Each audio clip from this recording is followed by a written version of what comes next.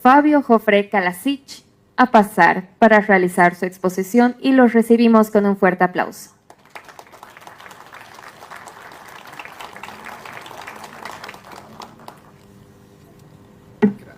Esa, mucha me salvó con los nombres. Ya.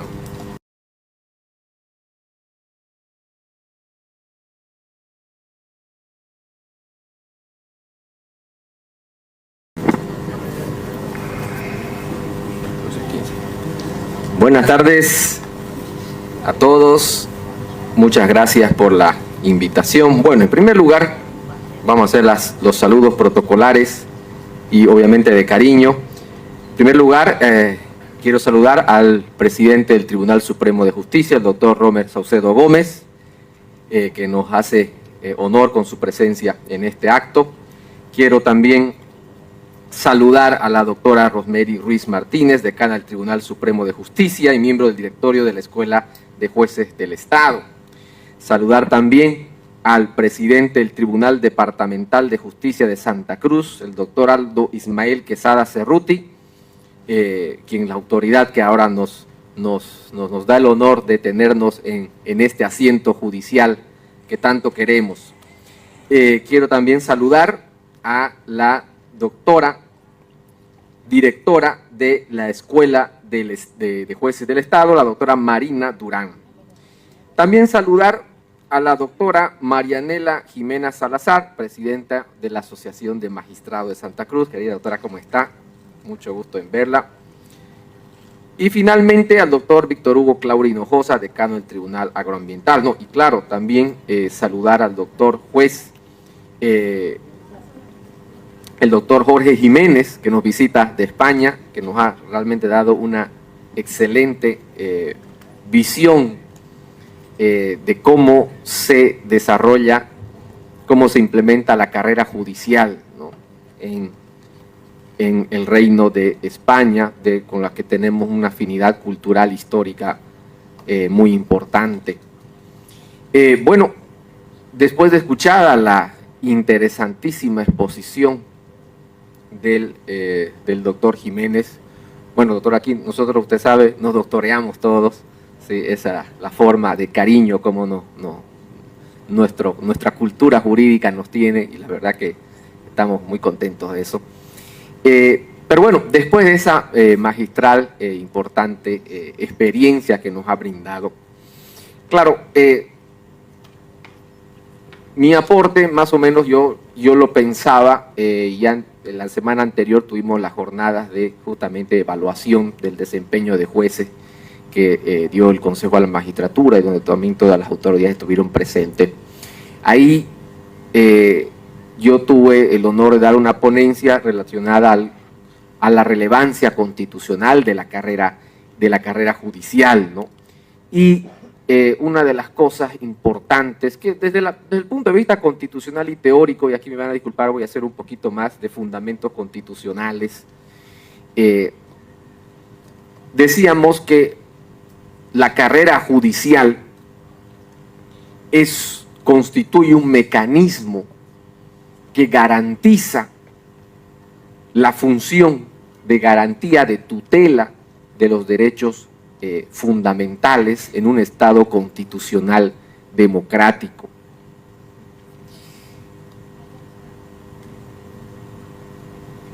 Si nos basamos en la división de funciones públicas que hace Luigi Ferrajoli entre funciones de gobierno y funciones de garantía, las funciones de gobierno son las que emiten el órgano judicial, la administración pública en general, ¿sí?, incluso la del legislativo.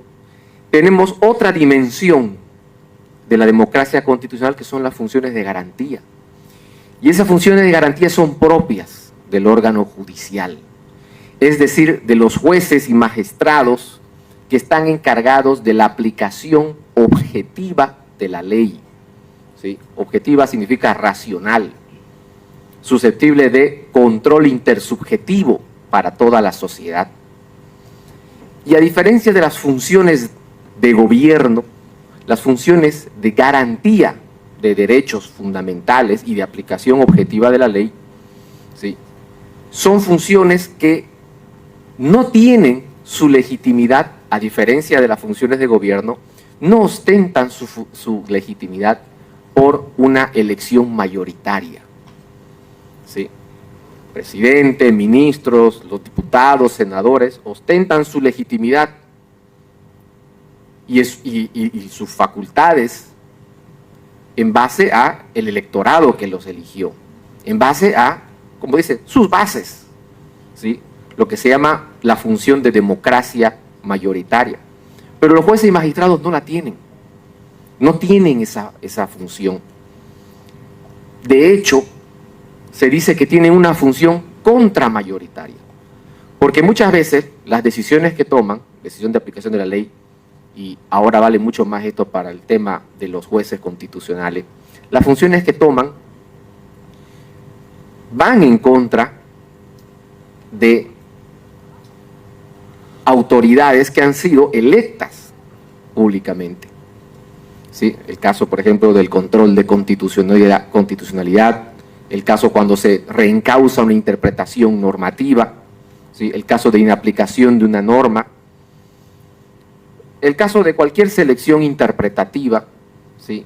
Que puede incluso desviarse o redimensionar lo que el legislador en su momento o que una política pública justificó para la emisión de una ley. Entonces, ¿y esto con qué motivo? ¿Con qué propósito? Con el propósito, claro, de dar una mejor tutela de los derechos fundamentales. Y esta función, al adolecer, al no tener esta legitimidad mayoritaria, no quiere decir que es una legitimidad menor, es una legitimidad propia de la protección de derechos fundamentales, del núcleo más importante del Estado constitucional de derecho. Diversos autores, diversas perspectivas han incidido en la necesidad de esta legitimidad, ¿sí? La legitimidad de aplicación de la ley y de tutela de los derechos.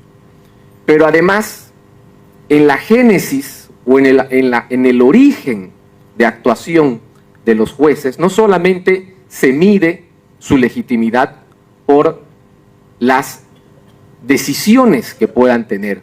De hecho, eso es un aspecto secundario. Su legitimidad se funda, se basa en el nivel de probidad, idoneidad e integridad que debe ostentar el órgano judicial, el Tribunal Constitucional. Ese nivel de probidad y de integridad es clave para este aspecto tan importante como es la legitimidad y la función contra poder mayoritario y contra poder de cualquier tipo de influencia, incluso influencia de los poderes económicos, ¿sí?, que tiene el órgano judicial. En la medida, y a esto contribuye la carrera judicial, en la medida que la carrera judicial garantiza, objetiviza, racionaliza un cuerpo de jueces idóneos, probos e íntegros en el desarrollo de sus funciones, mantiene y consolida la legitimidad de este órgano. Hoy en día está muy en discusión el tema de, en otros países como México, que ha adoptado la función electoral de todas sus autoridades judiciales. Nosotros en Bolivia solamente elegimos a las cabezas del órgano judicial, el Tribunal Supremo de Justicia, el Tribunal Constitucional. México ha ido mucho más allá de eso y ha recibido desde la doctrina muchas críticas, precisamente porque si se busca que todo el órgano judicial sea elegido y mantenido en base a una función electoral, entonces esta división de funciones, función de gobierno, función de garantía, esta legitimidad de garantía y aplicación de la ley se diluye. se diluye y se concentra a lo que es la función de gobierno, a la función de un poder, ¿sí? Por eso también se ha dicho que, y se habla de un término que ustedes van a escuchar seguramente escuchan a diario, de lo que es un Estado constitucional de derecho, o mejor dicho, un constitucionalismo democrático, o también democracia constitucional. Pero ¿sabían ustedes que decir democracia constitucional es prácticamente decir una contradicción? Porque democracia es ejercicio del poder, ya sea a través de una élite, ya sea a través de un cuerpo de nobles, aristocracia, o ya sea a través de una mayoría ciudadana. Ese es un ejercicio del poder, pero la historia nos ha demostrado que este ejercicio del poder, esta democracia, no necesariamente se convierte en un gobierno que respeta la dignidad humana. No necesariamente se convierte en una comunidad política que respeta los derechos fundamentales. La experiencia de los gobiernos dictatoriales, fascistas de la Segunda Guerra Mundial y otros han demostrado esa situación. Amplias mayorías de representantes que votaban en contra de minorías, incluso para la comisión de hechos de genocidio. Entonces, por eso que se hace el aditamento de constitucional. Cuando hacemos el aditamento de constitucional, estamos haciendo referencia de que toda democracia, todo ejercicio del poder, así sea a través de mayorías, debe respetar, debe estar limitado a un núcleo esencial de libertades y derechos de las personas. Ese núcleo de libertades es indecidible, no se puede decidir. Por mucho que venga una mayoría parlamentaria, digamos del 100%, y que voten que se va a suprimir la dignidad humana para este sector, o que se va a legalizar la tortura para este otro sector o para este delito, es inconstitucional, tiene un límite, no pueden decidir. No se puede decidir ni disponer sobre la vida, dignidad y todos los derechos fundamentales primarios de las personas. Entonces, ese es el límite a la democracia, al gobierno. Por eso decimos democracia constitucional. La democracia hace alusión al poder legítimo por el representante, pero que puede degenerar en tiranías. Pero cuando hacemos referencia a lo constitucional, estamos ya poniéndole ese límite al poder. Por eso es que se habla también en doctrina, van a escuchar ustedes, de lo que es la constitución mixta. La constitución mixta es el ejercicio del poder dividido. ¿Para qué? Para limitarlo y con el límite fundamental de respeto a los derechos fundamentales. Y como el respeto a los derechos fundamentales es contramayoritario, ¿quién lo dispone? Los jueces. Entonces, de ahí que la carrera judicial se vuelve muy importante para esta situación. Ahora, ¿pero cómo gestionamos la carrera judicial? Y ese es el gran problema que tenemos todos aquí. Uno de los principales problemas de la carrera judicial, y que puede ser manifestada en esta ley de justicia que nos hablaba John Rawls, era una de las leyes de justicia de John Rawls, decía: el Estado debe garantizar el igual acceso de toda la ciudadanía a los puestos clave del gobierno, en este caso del juez. La carrera judicial, la primera tarea que tiene es garantizar que todo ciudadano que quiera trabajar en el órgano judicial, ¿sí?, tenga las mismas condiciones, las mismas oportunidades. Ejemplo de ello, decía el profesor Jiménez, cuando toca hacer los cursos de 4 años, ¿no?, el Estado provee a esos estudiantes de un estipendio, de un sustento, para que pueda, porque 4 años de solo estudiar, imagínense, y no trabajar. ¿Qué pasa con aquellas personas, aquellos candidatos a jueces, aquellos postulantes que tienen familias? Muchos de ellos no van a poder asistir a las clases. Aquí, por ejemplo, para ir a la escuela judicial hay que ir a Sucre, ¿sí? ¿Qué pasa con esas familias? se quedan sin el sustento. Muchos de ellos van a desistir y van a tener que ir a trabajar a otra cosa por mucho talento que puedan tener en el futuro para ejercer la función judicial. No van a poder hacerlo, ¿por qué? Porque no tienen las condiciones. En otras palabras, lo que en teoría republicana se dice, ¿ya? No tienen libertad. Porque la libertad, el derecho a la libertad, no es solamente la no interferencia, no es solamente que el Estado dice no voy a interferir con tus capacidades. No, el derecho a la libertad también significa que para ser libre uno tiene que tener las condiciones de acceso. Y aquí nos vamos a uno de los desafíos que tiene la carrera judicial en Bolivia.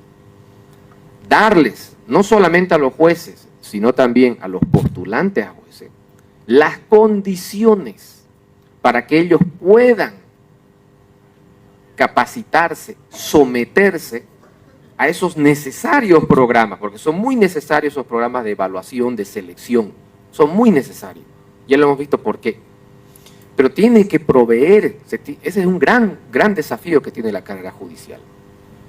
Otro gran desafío que tiene la carrera judicial, en aras de dar igualdad de acceso a todas las personas, a todas las personas, para acceder al cargo de jueces y para mantener en el cargo de jueces, es también las condiciones de trabajo. ¿Sí?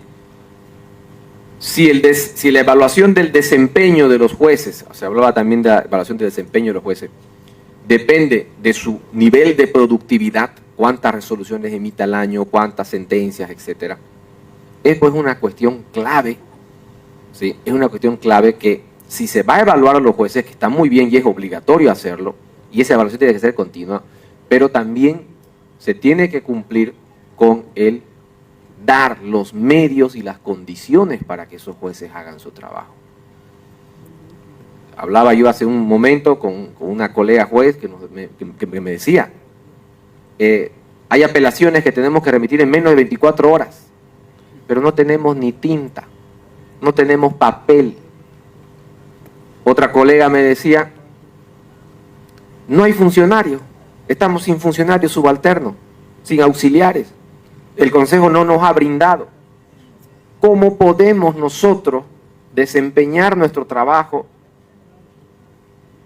con eficacia y eficiencia si no tenemos esas condiciones operativas? Entonces es otro desafío que tenemos aquí para la carrera judicial, para la evaluación del desempeño de los jueces.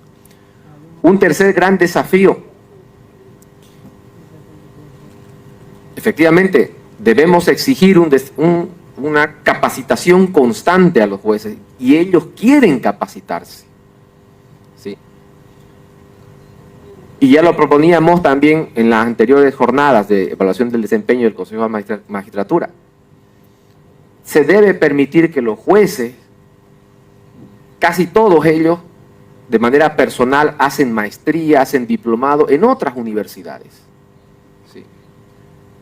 Pero debe haber los mecanismos, deben estrecharse los mecanismos institucionales, escuela de jueces y las universidades del sector público, para que el juez que quiera hacer un diplomado, que quiera hacer una maestría, que quiera capacitarse, tenga el apoyo por parte de la Escuela de Jueces del Estado. Y no solamente el apoyo, podemos decirlo, económico, en temas de permisos y demás cuestiones, sino también para que esos estudios que haga en otras universidades del sistema puedan contar como parte de su evaluación, como parte de su carrera judicial. Y viceversa, puedan contar esos estudios como créditos también en el sistema universitario. No hay actualmente esa situación. Entonces, la carrera judicial corre paralela en un mundo distante del sistema universitario. Los jueces se van al sistema universitario, hacen diplomado, hacen maestría. ¿Y qué impacto tiene eso en la carrera judicial? ¿Qué impacto tiene eso? Debe tener un impacto. Debe notarse. Aún así no lleguen a realizar la tesis. Debe tomarse como créditos. Finalmente, otra Otro desafío que aprovecho para que se tome en cuenta es el tema de nuestra cultura jurídica. Hablaba el profesor Jiménez del tema de la inamovilidad. Y ese es un tema muy importante. Evidentemente, una carrera judicial debe contribuir a generar condiciones para la probidad e integridad de los jueces, porque esas son la llave para la inamovilidad.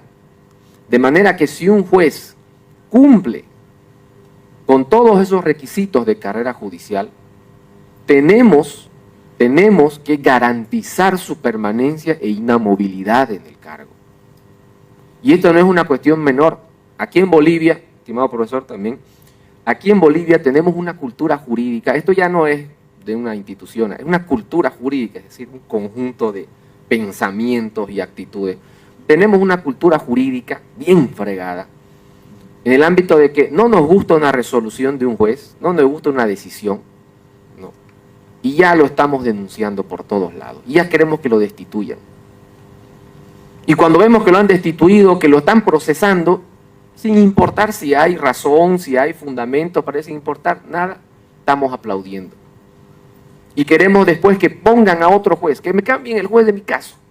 Y por presión popular se logran esos cambios en algunas situaciones. Entonces después, ¿qué institucionalidad queremos? ¿Sí? Si constantemente estamos denunciando y presionando socialmente a nuestras autoridades. Ahora, con la proliferación de las fake news, internet, TikTok, videos por un lado, por el otro, en cuestión de segundos se hace trizas la reputación de una persona.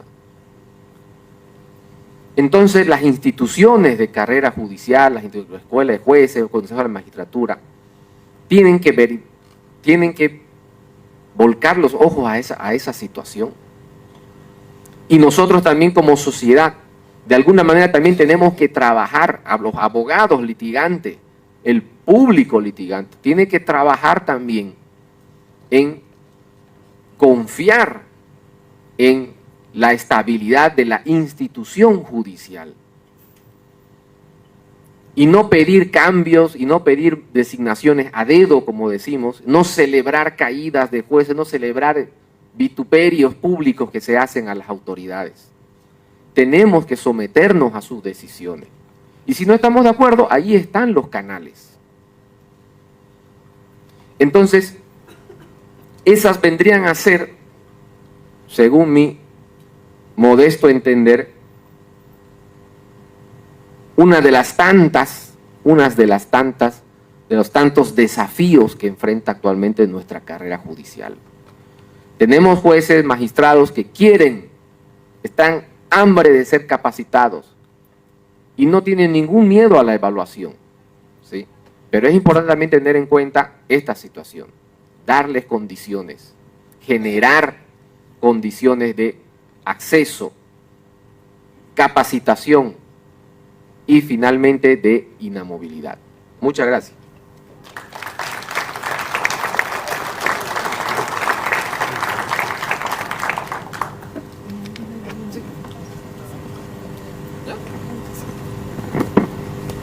Agradecemos la ponencia del doctor Fabio Jofre Kalasic para ahora iniciar el ciclo de preguntas y respuestas.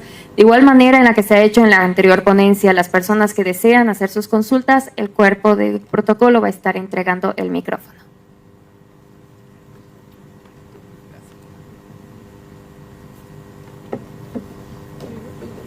Buenas tardes. Doctor, una aclaración, una consulta, por favor. ¿Qué opinión le merece justamente este año a dos jueces de carrera, los Santa Cruz y Potosí, los hayan destituido por una sentencia constitucional, siendo jueces de carrera, han reconocido derechos de otros jueces que eran provisorios? En ese momento, dos jueces de carrera se les ha sacado su derecho al trabajo, se les reconoció su designación, su posición, y lastimosamente eso queda futuro, se ha quedado ahora, más que todo la estabilidad de la familia de las personas. ¿Qué opinión le merece esta actitud nacional que lastimosamente creo que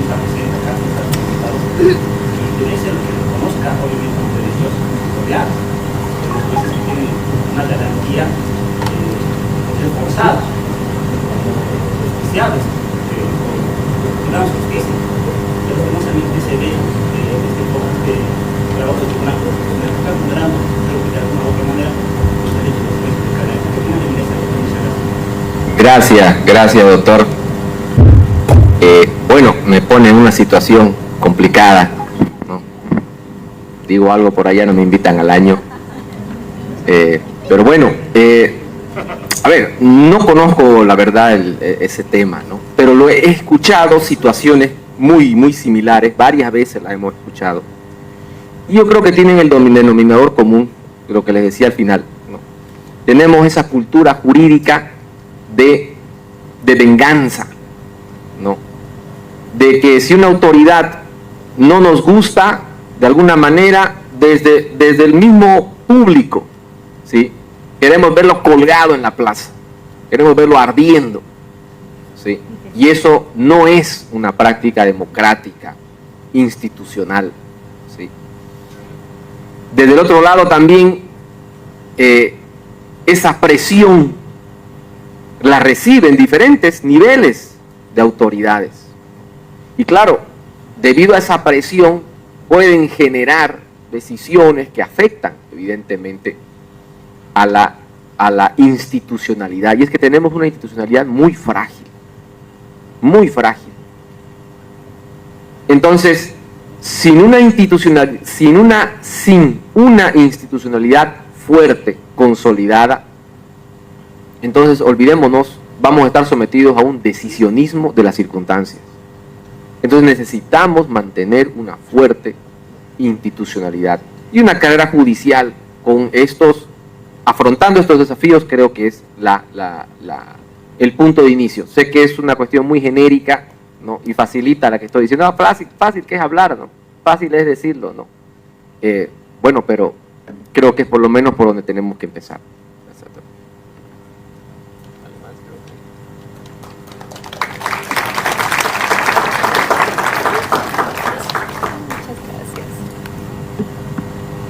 Nuevamente agradecemos la ponencia del doctor Fabio Jofré Kalasic y por favor le solicitamos despedirlo con un fuerte abrazo. Fuerte aplauso. Bueno, con esto hemos culminado nuestra primera jornada.